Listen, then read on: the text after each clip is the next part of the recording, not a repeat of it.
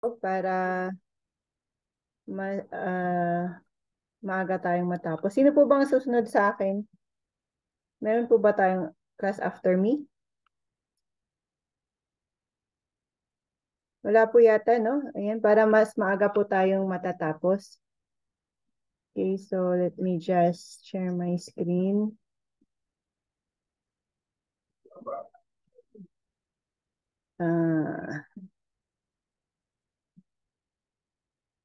Ay, bakit yun?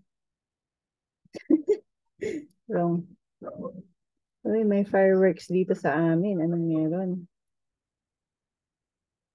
Andres Bonifacio Day. Okay, so here, let's start with the prayer. Our most gracious Heavenly Father, here we come again, praising your name. Lord, thank you for creating us fearfully and wonderfully, and you have knitted our inmost parts with care. Thank you, Lord, that you even give us this opportunity to learn about this special machinery that you have given to us to take care of. And so, Lord, speaking of health, we especially lift to you our very own Doc Raja. Lord, please extend your healing mercies to him. Lord, whatever he is feeling right now, Lord, be the one to take care of him. You are our ultimate physician, dear God, and may this be a reset for his body. And soon and very soon, he will be able to be fully recovered and do the ministries that you have prepared for him to do. And so, Father, we commit everything to you. We ask for more patience, for a more teachable spirit as we are ending our session tonight. And so, Lord, thank you for this special subject. We ask this in the name of our Lord and Savior, Jesus. Amen. Okay. So, ngayon po, lymphatic system na po tayo. Ayan, palapit na tayong matapos sa ating mga systems. So, kapag nakikita po natin yung katawan natin, no, yung mga diagrams na pinapakita is ang unang-unang natin nakikita is yung color red and blue na mga blood vessels. Pero alam niyo po na behind those arteries and veins at yung mga heart at saka brain na nakikita natin ay may mga linya pa na hindi masyadong kita sa mga human diagrams na mga yon. And these are very special and very, paano ba i-describe? Intricate network again. No? Mahilig si God ng network. It's an intricate network of vessels or tubes which carry what we call lymph throughout our body. So, parang ano lang, kung ang blood vessels natin, yung arteries and veins ay yung main highways dito sa Pilipinas, yung sa may byways naman, yung mga barangay roads, mga ganun, yun naman ang sa lymphatic system. So, ayan. Ha? Ganyan po. So, may sistema din po talaga sila, oh. The tubes. Okay, they are a network. And so, they are actually our sewerage system. Basurahan. Ano po? Ang lymphatic system ay napaka-importante kahit di natin kita sa mga diagrams kadalasan because they keep us from infection. Yan, sige, drawingan pa natin. So, it keeps us away from infection and it helps us have a balance fluid sa ating katawan. Okay?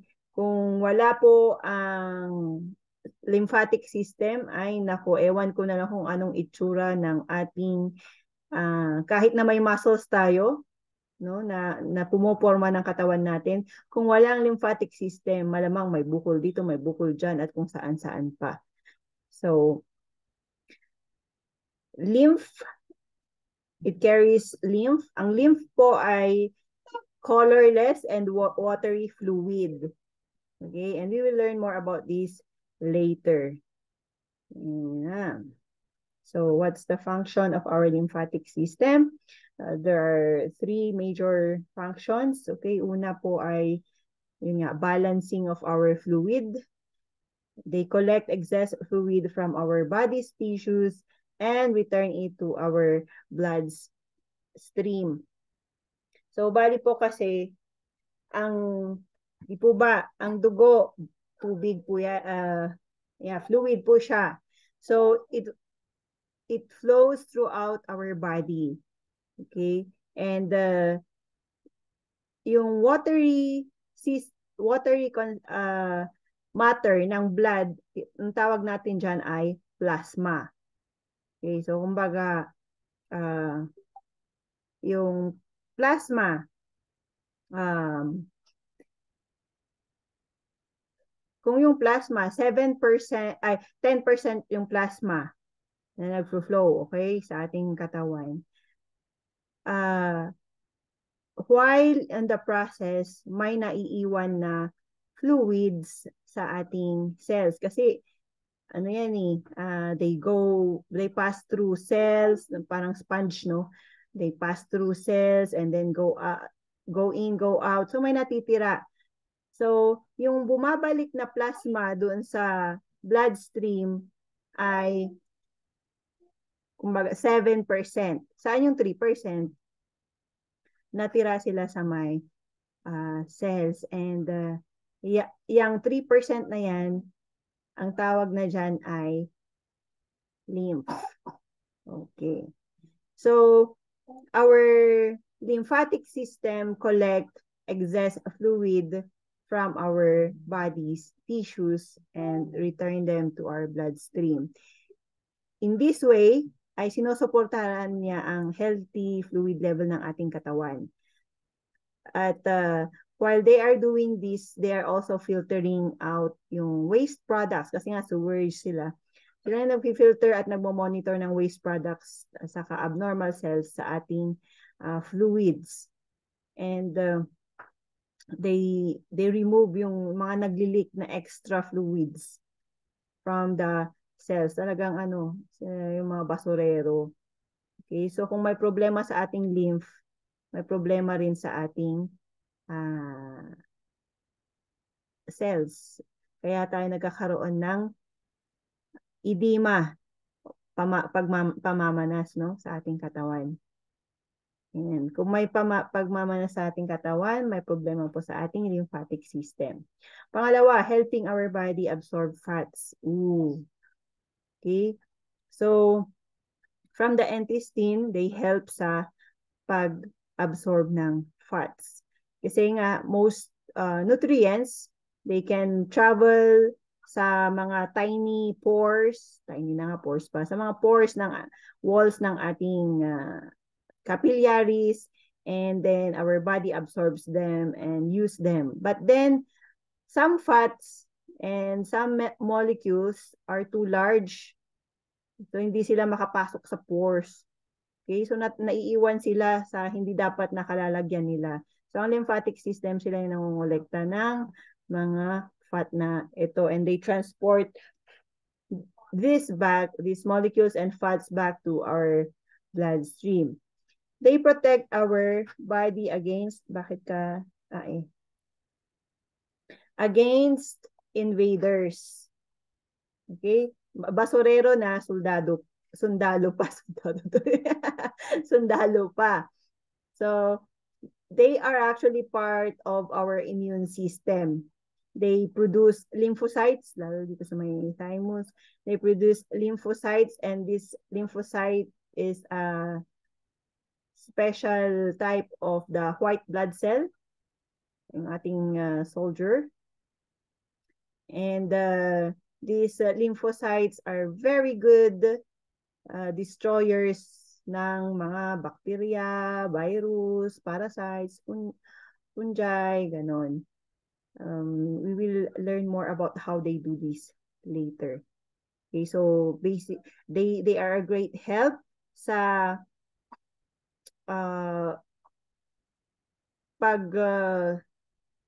anong tawag dito? Deal ng mga cancer cells. Kung may problema sa lymphatic cells natin, ay naku, mahina ang ating immunity sa cancer cells. So they easily react sa mga bacteria, and bakit ba nila pinupulot pa yung mga excess fluids na mga natitira? Because these fluids contain some elements which may lead us to disease or disorders. So they have to take this out from that cell para hindi tayo magkasakit. So kung may problema sa ating lymphatic system, ay magkakasakit po talaga tayo. So how does our lymphatic system work? Yan na nga. Yung sabi ko po kanina, kung kunwari 20 liters ng plasma or yung liquid part ng ating blood ay nagta-travel from our head to foot, okay? Simultaneously yan. And imagine niyo na lang yung tubig na nagsisip dun sa sponge. Okay? 'Di ba may mga hindi ma contain ng sponge lahat. Meron at merong matitira. So this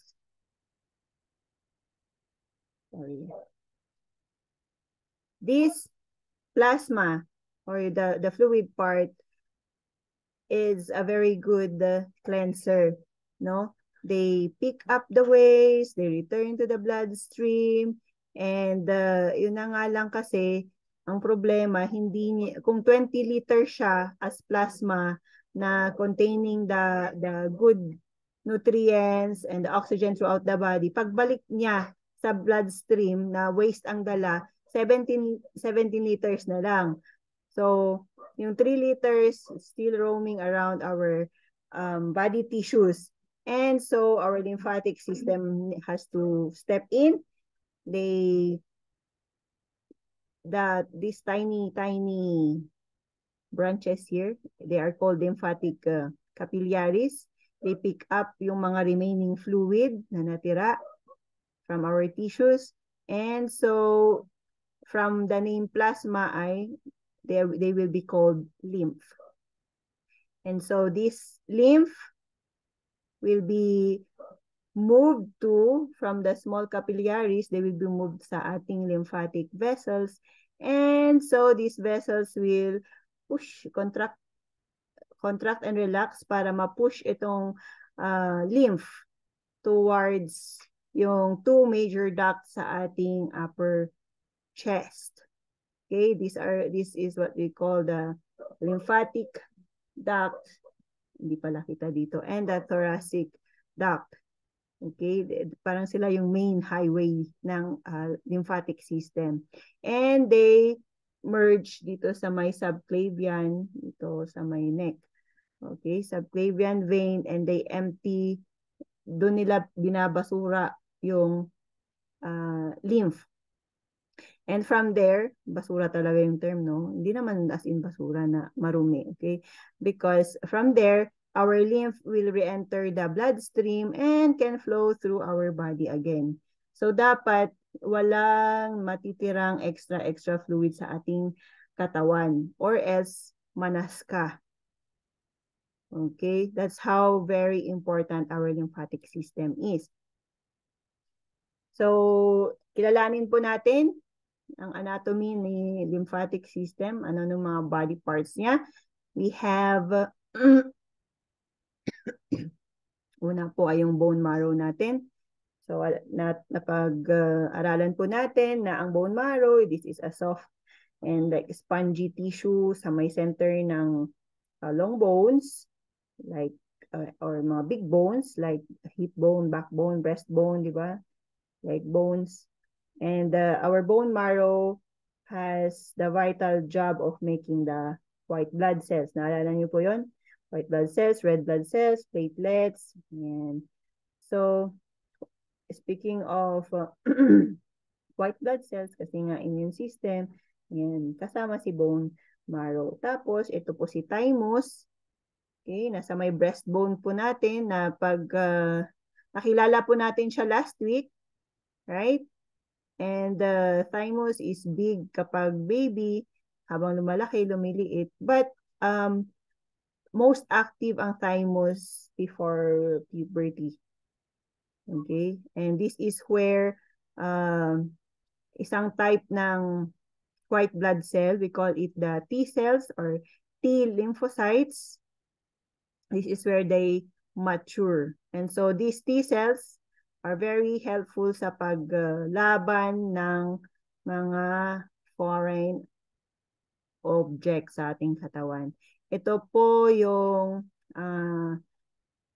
basihan or ito yung ini-emulate nila dun sa vaccine, dun sa COVID vaccine ng ano na yung special na vaccine na galing US. Yung para sa mga bata at sa mga pregnant. Okay, so ito yung inaano nila. T cells. Because these lymphocytes are very good, has a very good memory. Kung may bagong invader, they will have a memory of this. So, kunwari, si COVID-19, no? Si COVID-19, bago lang siya, though merong mga COVID noon, pero si COVID-19 ay bago. So, the T cells, the vaccine that they injected to us, will have a memory of that COVID-19 para next time na atake si COVID-19, ay alam natin to, this is not part of our body. So we will fight this. Ganun po. Si lymph node naman, okay? So lymph node is all throughout our body, usually ay sa mga joint parts, dito sa may jaw, sa may neck, sa may likod, kilikili, singit, knees. Okay, sila po mga lymph nodes. Ano na pong Tagalog nito? Naalala ko kaninang umaga, nakalimutan ko na ngayon. Wala na talaga. So, of course, ang ating lymph node is kasama sa ating defense, body's defense. Parang mga beans sila. They monitor and cleanse our lymph.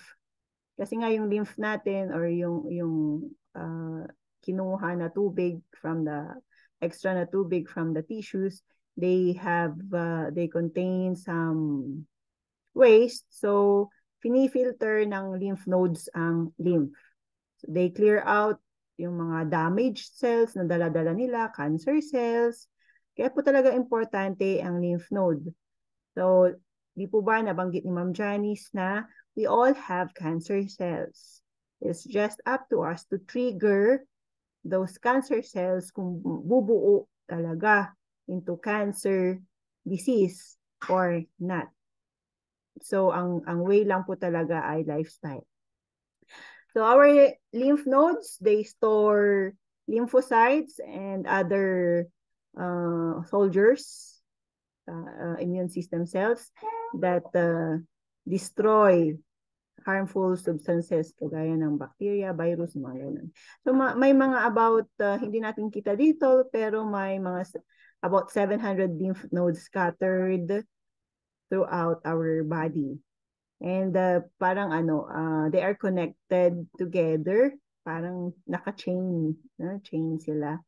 And you can feel your lymph nodes through your skin, like your armpit, your singit, your neck, dun sa may jaw. Kung napapansin niyo po, kung may upper respiratory infection kayo, kunwari may tonsillitis kayo or ubo na may infection na, hindi yung common colds lang, or common cough and colds, pero yung may infection na, yung may fever na kayo. So, pag may fever, ibig sabihin may infection. Feel nyo dun sa may jaw ninyo, may parang beans. May bean size dyan na nag-move. So, that's your node, lymph node. So, kung may infection ka, lumalaki yan, nag-e-enlarge. And sometimes, medyo masakit. No, tender siya. Okay? So, ayan. Bakit siya lumaki? Kasi nga, marami siyang laman na foreign object. Ayun. So, most of our lymph nodes, okay, empties to yung mga nasa may left arm, paano ba? Nakaharap siya dito, so ang left niya ay dito, no? Itong left arm, saka tummy, and the chest and legs, they empty dito sa may left shoulder area. And yung mga lymph naman na galing dito sa right arm, sa mukha, and dito sa may right side ng chest, excuse me po, they empty sa my right shoulder area. Okay? So, yan. Next, nakikilalanin po natin, spleen. Nasa may taas siya ng ating stomach. Okay? Ang spleen, siya naman ang nag-filter at nagmo-monitor ng dugo natin. Dito sa area na to, it removes the old cells, damaged cells that are not working properly. So, grabe, no? Sila ang quality control. And the spleen also keeps our red blood cells and platelets available. So, siyang nag-store niyan. In case kailangan ng ating katawan sila. So, ang spleen din natin ay may tinatawag na may store siya ng macrophages. Ang macrophages, parang sila yung garbage truck. Okay? So, itong mga macrophages, sila yung nangungulekta ng mga waste. Diba? May garbage truck sa inyong katawan. So, yan. Isa pa pala sa spleen,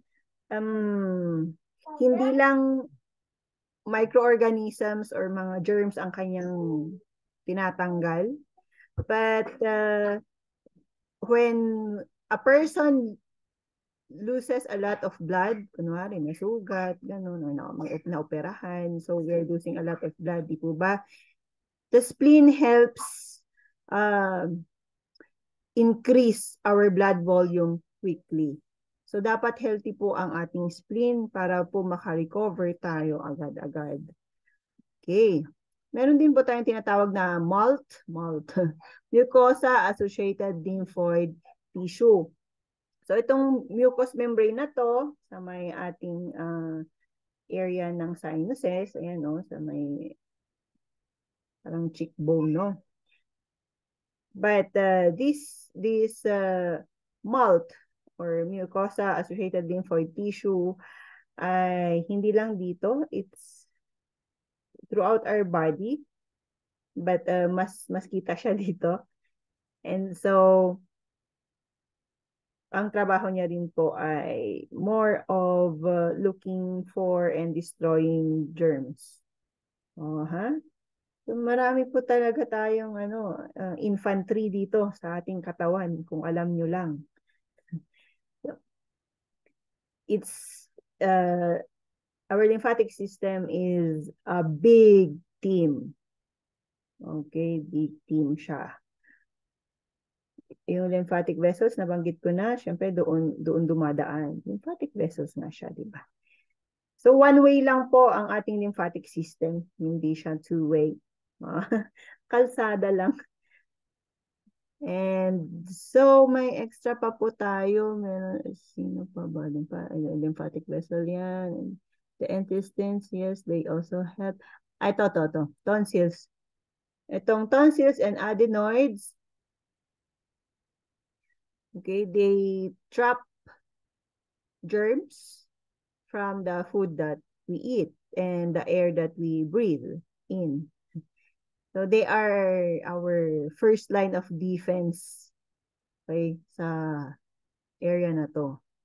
Our tonsils dito sa may likod ng throat natin. Tapos yung adenoids naman ay sa may ilong, likod ng nasal cavity.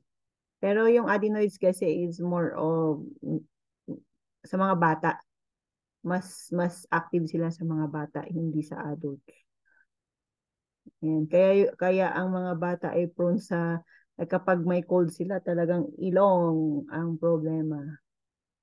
Mm. So, yan, nakilala po natin ang anatomy ng ating lymphatic system. And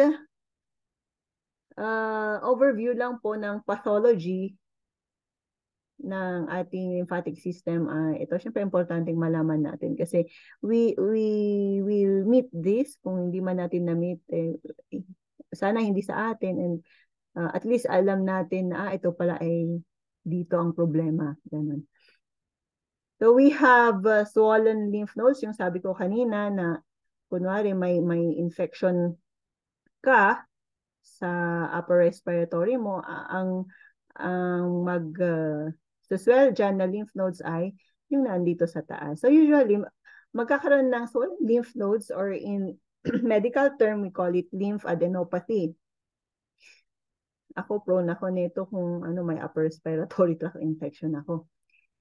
So, ang rule dito is magkakaroon ng swollen lymph nodes kung saan yung infection. So, kung ang infection ay dito sa may chest, so ang lalaki ay dito sa may kilikili. Kaya yung mga may breast issues, okay, kunwari mastitis, yung mga nursing mothers na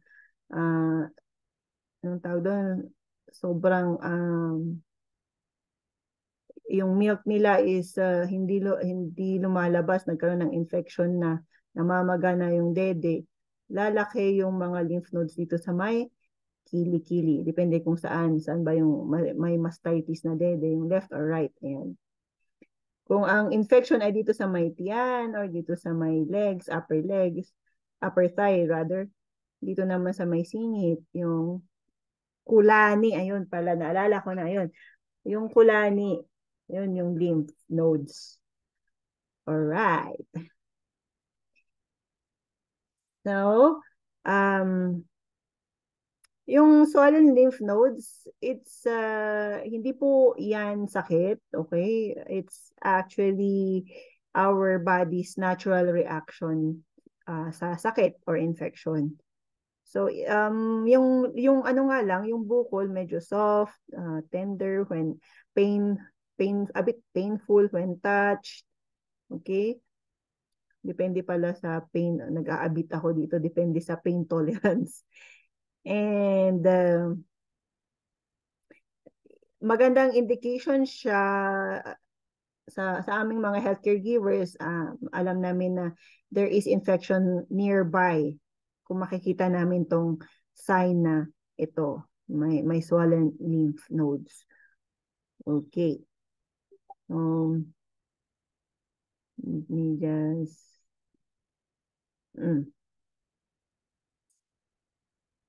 kung meron yung mga may lymphadenopathy na usually dapat ito within at most 3 weeks dapat magre-resolve na yan. Kung mawawala na yung sakit, yung infection, babalik din, mag-shrink din sa original size niya yan. Pero kung ang tagal-tagal na, ilang months na, ay ganun pa rin, nako, hindi naman sa urgent na, kailangang matanggal. Pero some are like, hindi sila comfortable, kaya pinapatanggal nila, and I have assisted such, no? Yung kulay niyan is like yellowish fluid. Okay, so it means na, yan, may mga white blood cells dyan, proteins and fats. Actually, my dad had sa kanyang likuran, and yung kaibigan kong doktor na surgeon, si Dr. Nokum, siya yung nag-opera. Wala, as in outside lang, ay sa bahay niya lang na inoperahan. Galing talaga ni Doc. And yun, pinakita niya na ito ang itsura. Okay, now I know. Ganun. Okay. And next, lymphedema. Lymphedema, syempre, edema, manas. May accumulation ng tubig. Bakit nagkaroon ng ganyan? Because may problema sa ating blood vessel, sa vessel, okay? The lymphatic vessel. So when, and also the lymphatic system as a whole. So kung hindi nakayanang kuhanin or kolektahin ng lymphatic system yung mga naiiwan na fluid sa ating tissues, okay? These tissues will swell and appear puffy, and syempre uncomfortable yan. Sino pong nakaranas sa inyo na kamanas? Ayan. Diba? Napaka-uncomfortable po yan. Kung short term lang, yung pagkamanas niya, we call it edema. But if it lasts more than about 3 months, it's called lymphedema.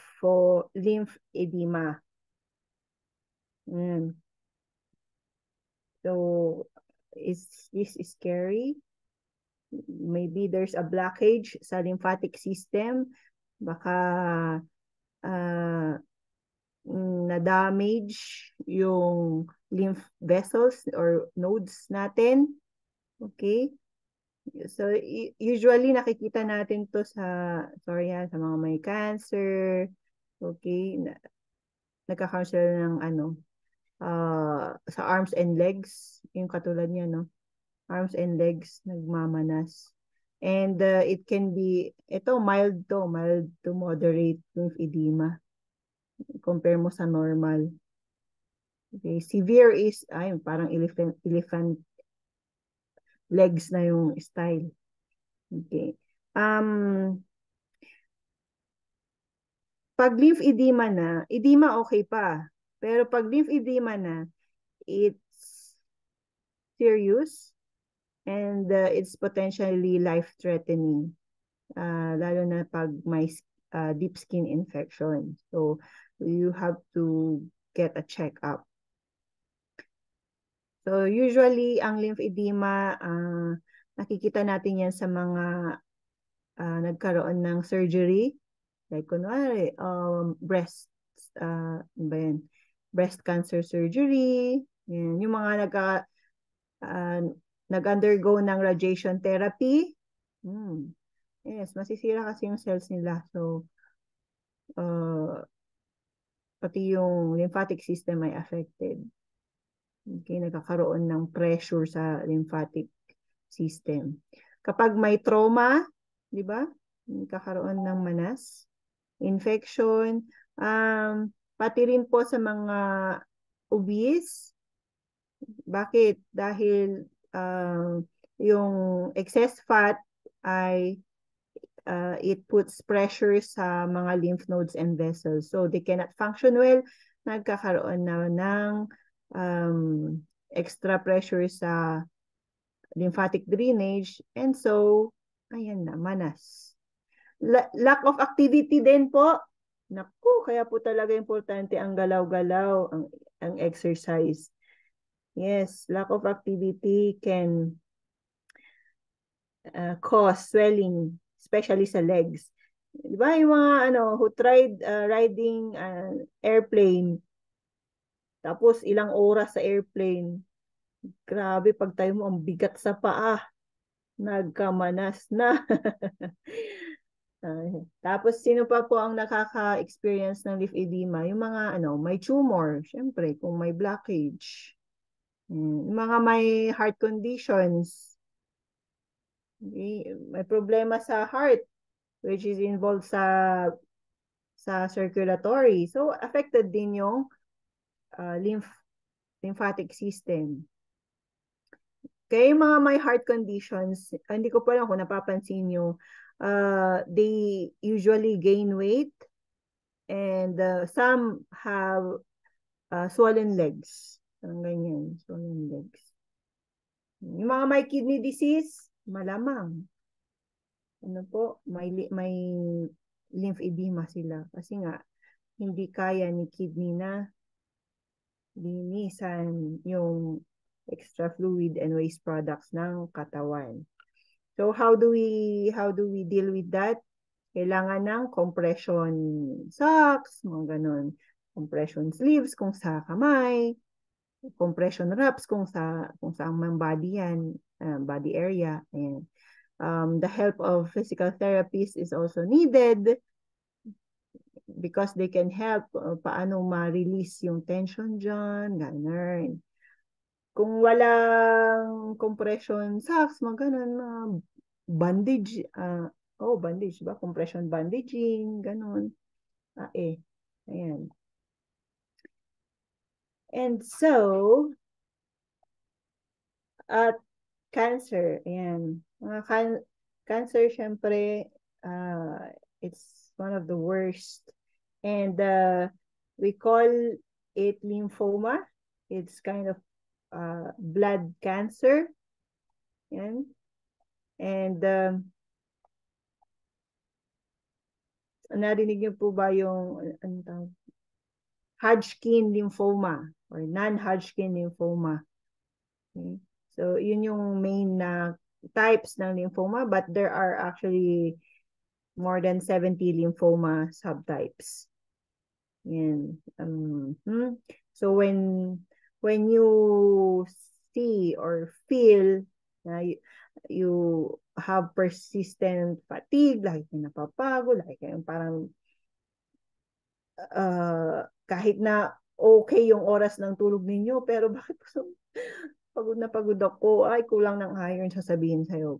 Paano kung kasabay pa yung fever nyo is laging mataas, like 39.5 degrees Celsius and above for more than 2 days, or it is intermittent, like mawawala, tapos babalik, ayan. And then you have night sweats, yung talagang mababasa yung damit ninyo. You have to wake up and change your bedsheet and your clothes. Okay? You have shortness of breath, nahihirapan kayong huminga.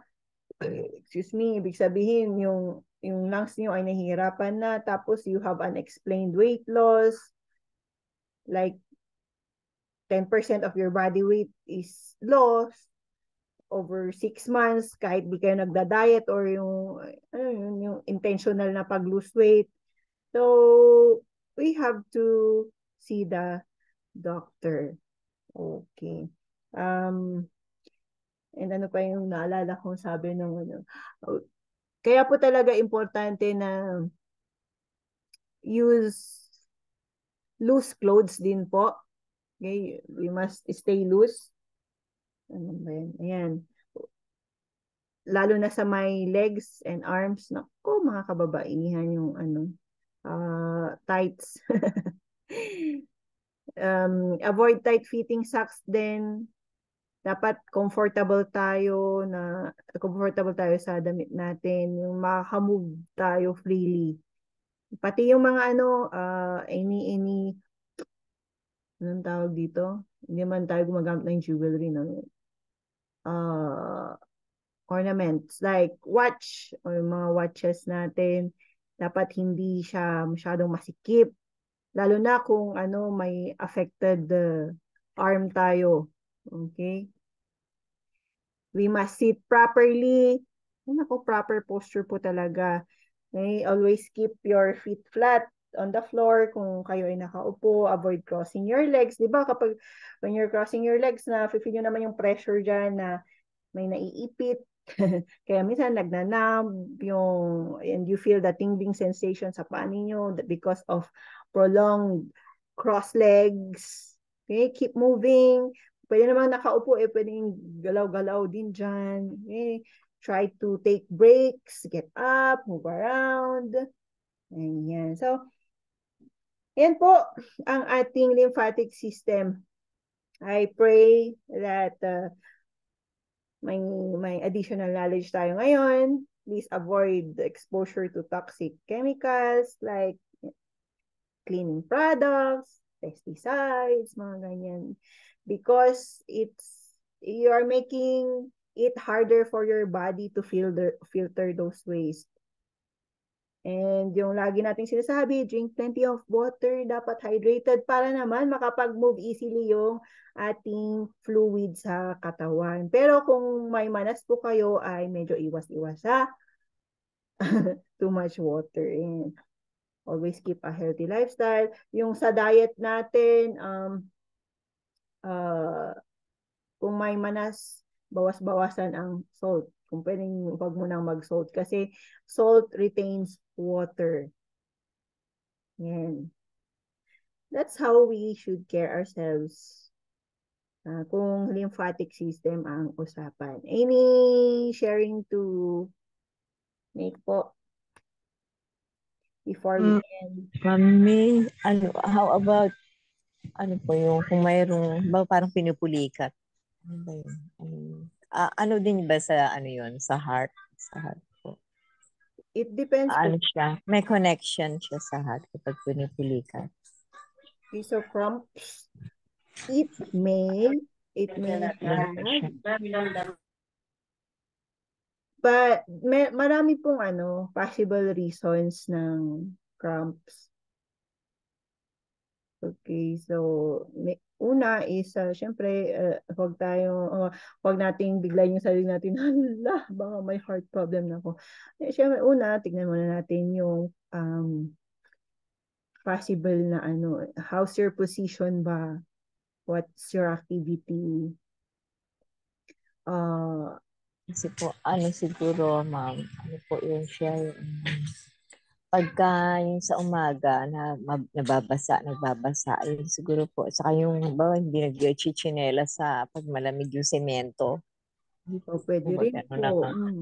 Yun po ba ganun ang niya, nagiging cause ng pulikat. Or maybe baka mayroong kinain na siguro medyo po, yung ba palagi ba yung kinakain tapos medyo If you lack if you lack potassium, prone ka sa cramps.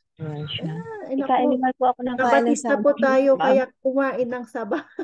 Saba po kasi sa amin ay saging kaya lagi pag patlak namin laging may saba, saging. Yun Batista is real. Saba na hilaw yung hindi ilalaga ma'am. Yun na po ilaw yun sa puso, heart. Kaya nga po pala heart, banana heart, banana. Opo, yan. Ayun. Pero kung like more than 3 weeks yun ang nararamdaman yan, tapos may iba pang sumasabay na signs and symptoms, then maybe you really have to go. Po yung dibdib. Siguro naman, kaya naman sumasakit-sakit po yung dibdib. Halimbawa, nakakapagbuhat ng mabigat. Pero actually, kaya yun, nagiging na rin yung sa heart. Parang nagkakaroon na rin ng effect. Ganun.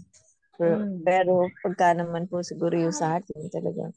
Minsan, pag talaga medyo naninikip-nikip na rin yung dibdib kasi sa mga ngayon, yung mga pollution. Po ba, ma'am? Opo. Na rin yun. Nakaka-epekto na rin yun. Mga ganun kaya minsan. Saka sa pagkain na rin. Kuminsan ngayon kasi mga pagkain natin minsan kahit nga sa hindi minsan sa mga tamis, medyo maalat-alat kaya kailangan ko talaga talaga yung maging health-wise. Opo. Ayan, thank you for sharing po. Meron pa po ba before we end? At kakain na tayo ng ating dinner. Bakit minsan likod natin sumasakit at mga baywang leeg? Oh, marami pong ano yan. Pangatay Maraming po. possible cause. Yun nga po, unang-una, ano yung ginawa ninyo prior to that? Nagbuhat kayo ng mabigat or matagal kayong nakabend or ano po yung prior to that, what happened? So you have to trace back. Okay, so kung ganyan na sakit-sakit sa sa katawan, so most probably is una is activity, and then trace food wise is medyo secondary ang mga yan, pero una is yung activity talaga. Yun yung i-check ninyo. So, ano pa po ba yung napansin ninyo? Bakit? Ano? And how frequent do you feel that pain? So most probably, kung likod and baywang is position yan. So, baka naman due to heavy activities. Ayan. Okay, magpapasok po na ito. Sir Dante, pwede po kayong mag-unmute and share para po maintindihan natin ano po ba yun issue talaga.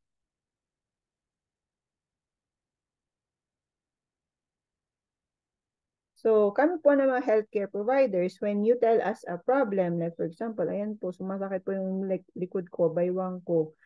So, we have to trace what caused that. Ano po ba yung ginawa ninyo prior to that?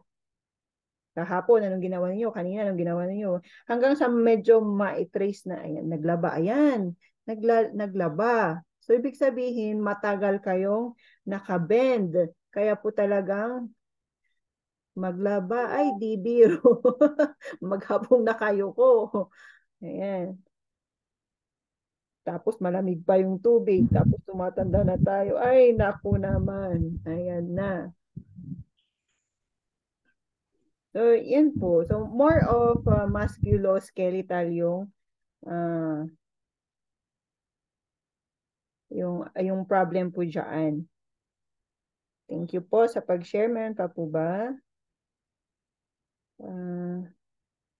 Sabihin mo, tinatawag po kasi ako sa kabilang Zoom. Any pa po? Any sharing before we end?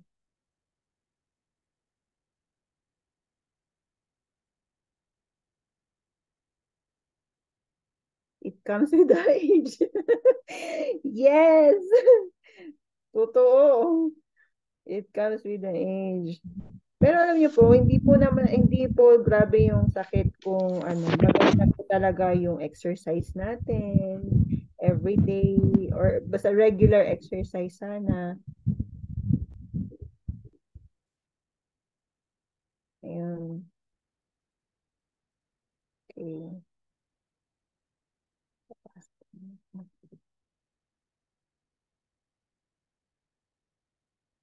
Okay. Meron pa po ba? Kapag wala na, we can end.